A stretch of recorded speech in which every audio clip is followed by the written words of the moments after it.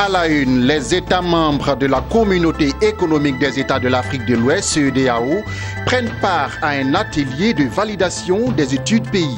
Ils vont réfléchir sur le ratio masse salariale sur recettes inférieures ou égales à 35%. Il s'est tenu ce mercredi à Abidjan un séminaire de sensibilisation sur le dispositif de soutien au financement des PME-PMI dans l'UEMOA. Une page d'éducation dans cette édition. Nous irons à Rome où le PAM, le Programme alimentaire mondial, a accordé un financement à la Côte d'Ivoire. Ce financement s'inscrit dans le cadre de sa politique de nutrition des écoliers bénéficiant des prestations de cantine scolaire.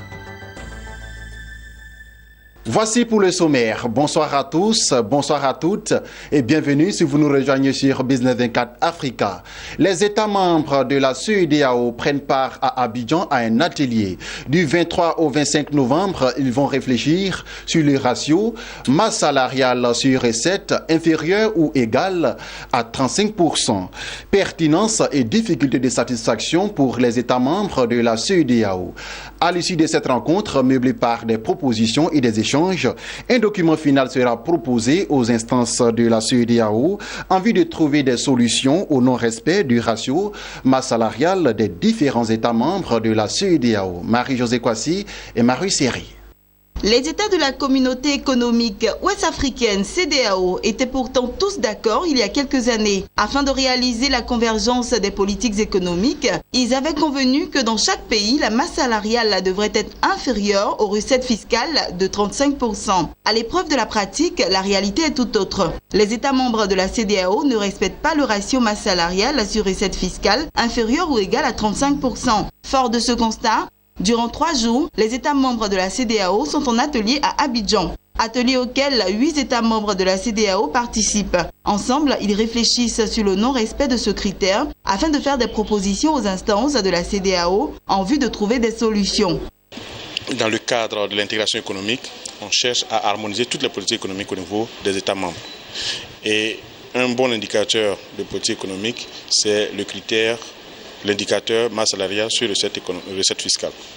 Il se trouve que cet indicateur n'est pas respecté dans la majorité des États membres. Donc on se pose la question de savoir pourquoi. Surtout qu'à la 45e session ordinaire de la conférence des chefs d'État, les chefs d'État ont décidé de retirer ce critère. Alors que c'est un critère qui est même suivi par les partenaires au développement. Deux fois, il est utilisé comme conditionnalité. Donc on se demande pourquoi l'enlever. Est-ce parce que les pays n'arrivent pas à le satisfaire? Mais si les pays n'arrivent pas à le satisfaire, pourquoi les pays n'arrivent pas à le satisfaire? Donc c'est un peu ce qui nous a amené à faire cette étude. Nous avons lancé la réflexion au niveau des États membres. Concernant la Côte d'Ivoire, le pays ne fait pas l'exception. Son ratio masse salariale s'élève à plus de 47%. Plusieurs raisons sont évoquées et des solutions proposées. Le respect de ce critère n'est pas dû spécifiquement à la crise. C'est un phénomène structurel. Depuis les années 60, la Côte d'Ivoire respecter ce critère que quelques 2-3 ans. Donc c'est structurel, ce n'est pas un phénomène conjoncturel.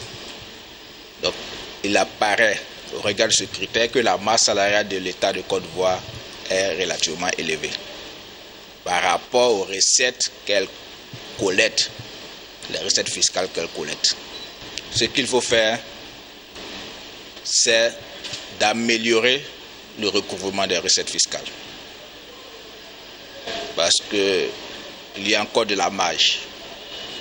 Il faut améliorer le recouvrement en améliorant la collecte, améliorer la capacité des administrations fiscales. Et aussi, il faut maîtriser la masse salariale, c'est-à-dire l'emploi public. Les conclusions des travaux de cet atelier devront permettre au Conseil de convergence de révisiter la décision d'exclure ou non du critère masse salariale sur recettes fiscales des critères de convergence.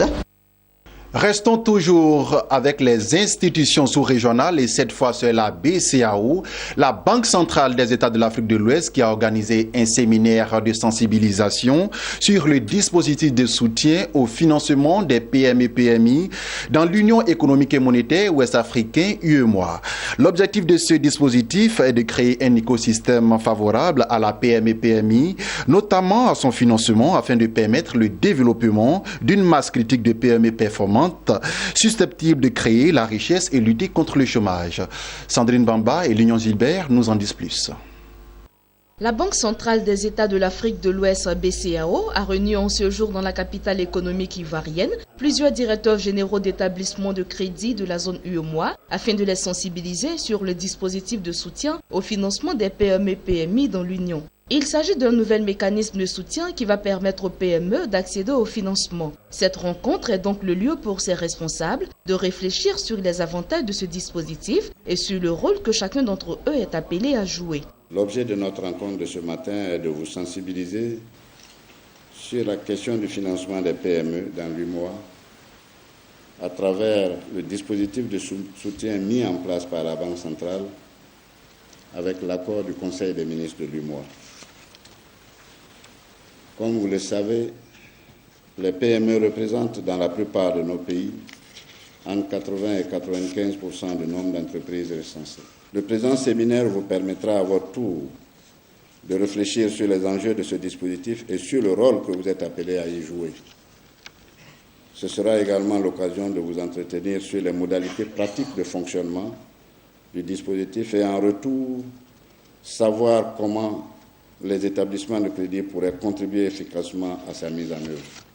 Au regard des difficultés rencontrées par les PME-PMI d'accéder au financement, la BCAO se dit prête à soutenir cette catégorie d'entreprises. Elle veut emmener les PME-PMI à augmenter leur contribution au produit intérieur brut des pays de l'Union ainsi qu'à la création d'emplois et de richesses. La Banque centrale apportera son appui au système bancaire en apportant une liquidité aux banques qui en auront besoin dans le cadre du soutien habituel que la Banque centrale bancaire. Ces PME continuent encore de souffrir du manque de financement parce qu'elles ne remplissent pas les conditions fixées par les banques pour accéder à ces financements. Ce que nous voulons, c'est que dans ce dispositif qui permet plusieurs intervenants, que chacun joue son rôle et que cela permette justement à la PME de pouvoir bénéficier des crédits et se développer parce que les PME, c'est le tissu le plus important dans une économie, à la fois pour lutter contre la pauvreté, mais pour aussi créer des emplois et offrir des emplois aux uns et aux autres. Plusieurs communications ont meublé ce séminaire. Cette rencontre, il faut le souligner, est le début du dispositif de soutien au financement des PME-PMI. Le démarrage effectif de ce dispositif est prévu dans le courant du premier semestre 2017. Comme je vous l'annonçais en titre, une page d'éducation dans cette édition. Et la bonne nouvelle nous vient de Rome en Italie. Le PAM, le Programme alimentaire mondial, a accordé un financement à la Côte d'Ivoire dans le cadre de sa politique de nutrition. Des écoliers bénéficiant des prestations des cantines scolaires. C'était lors de la deuxième session du Conseil ordinaire du PAM qui s'est tenue à son siège à Rome. La Côte d'Ivoire était représentée à cette rencontre par sa ministre de l'Éducation nationale, Kandia Kamisoko Kamara. C'est un récit de Lawani Babatunde. Parc des Princes, Rome, Italie. Nous sommes au siège de la plus grande des agences humanitaires engagées dans la lutte contre la faim dans le monde. Le PAM, le Programme mondial pour l'alimentation. Au nombre des invités de la deuxième session du Conseil ordinaire du PAM, la délégation ivoirienne conduite par la ministre de l'Éducation nationale, Kandia Kamara Kamisoko. Au centre de la rencontre, l'approbation du programme pays 2017-2020 du PAM qui s'élève à plus de 34 milliards de francs CFA. Ce programme de développement présenté par Adeyinka Badejo, directeur pays du Programme alimentaire mondial en Côte d'Ivoire, est articulé autour de 3 composantes. La composante nutrition vise à appuyer 5 000 enfants. La composante résilience donnera une assistance alimentaire à 10 000 participants et leurs familles. Enfin, la composante repas scolaire donnera à manger à 125 000 enfants du programme MAC Govern Dole, ainsi qu'à fournir des repas pour 75 000 enfants du nouveau programme de développement. De quoi réjouir la ministre de l'Éducation nationale de Côte d'Ivoire qui a saisi l'occasion pour dire sa reconnaissance aux responsables du PAM qui ne lésinent pas sur les moyens pour accompagner son pays. Nous avons aussi remercié Madame la directrice exécutive qui, il y a 2 ans de cela, nous avait reçu ici au PAM et qui surtout a aidé la Côte d'Ivoire à pouvoir bénéficier d'un programme McGovern-Dole pour la mise en œuvre de la politique d'alimentation scolaire. Et ce programme a un coût de plus de 30 milliards de francs CFA. Et ce programme va aider la Côte d'Ivoire dans sa politique de pérennisation des cantines scolaires. Nous avons aussi exprimé à la directrice exécutive les efforts fournis par la Côte d'Ivoire dans le domaine de l'éducation, surtout en termes d'accès, avec la construction de nombreuses salles de classe, leur équipement, le recrutement d'enseignants. Et nous avons démontré à Madame la directrice exécutive que non seulement la Côte d'Ivoire fournit beaucoup d'efforts pour améliorer son système éducatif et surtout donner la chance à tous les enfants d'être scolarisés, formés, afin de devenir des citoyens accomplis qui contribueront nécessairement au développement de leur pays, mais nous avons indiqué à Madame la directrice exécutive que la Côte d'Ivoire souhaite toujours bénéficier de l'apport du PAM dans sa politique de scolarisation. Et aussi, nous avons remercié Madame la directrice parce que la Côte d'Ivoire bénéficie d'un financement de plus de 68 millions de dollars, et cela dans le domaine de la nutrition, la résilience et l'alimentation scolaire. Notons que depuis 1989, le programme alimentaire mondial est aux côtés de la Côte d'Ivoire. La Côte d'Ivoire, il faut le rappeler, accorde une place de choix au secteur de l'éducation, la formation et à l'alimentation scolaire, à travers l'implantation et la pérennisation de cantines scolaires sur toute l'étendue du territoire national. Depuis 2011, plus de 800 cantines scolaires ont été construites pour un dispositif national actuel de 5574.